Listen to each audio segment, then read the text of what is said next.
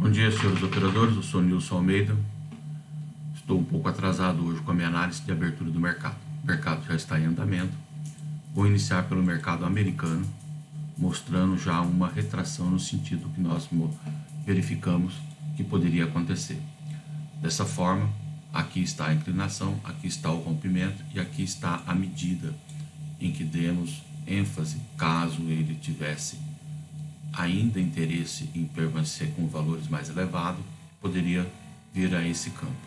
No entanto, já está dentro da nossa métrica de retração entre 2,62 e 3,3. Dessa forma, acreditamos que a reversão, hora esperada, está em andamento. Bem, num tempo mais longo, não tanto, vamos dizer assim, ele está com a curva ascendente já com velocidade extremamente reduzida e já mostrando um declínio nessa curva em busca dos alvos que nós mensuramos aqui.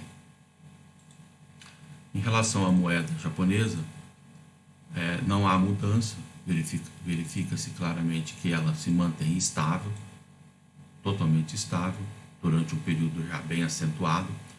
Então, daremos ênfase ao sentido de que se o mercado japonês de ações começar a se recuperar, ou seja, os ativos japoneses começarem a se recuperar, talvez essa moeda venha se recuperar também frente ao dólar. Bem, quanto ao mercado brasileiro, seguindo a métrica de valorização, o mercado continua no alvo precificado em respondendo, aquela angulação de elevada e altamente inclinado, continua ainda uma aceleração nesse sentido. O mercado permanece nessa direção, ele já fez um pullback de abertura e segue agora na direção em que a tendência primária está indicando. Então, fez o primeiro pullback, são aí a primeira meia hora em andamento e mantendo o canal estreito.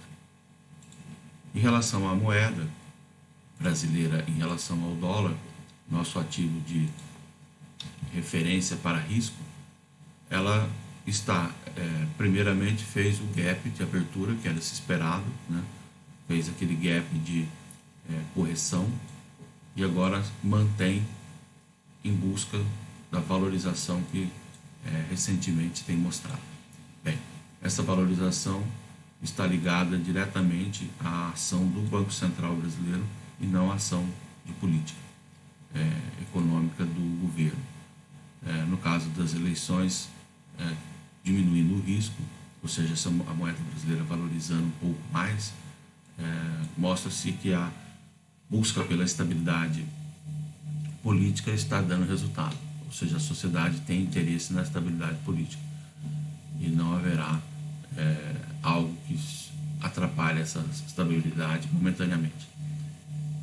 Bem, essa é a minha análise. Lembro a vocês que para negociar esses contratos, tanto o USA 500 em meia unidade de contrato, o contrato brasileiro em 5 centésimos, a moeda brasileira em 1 centésimo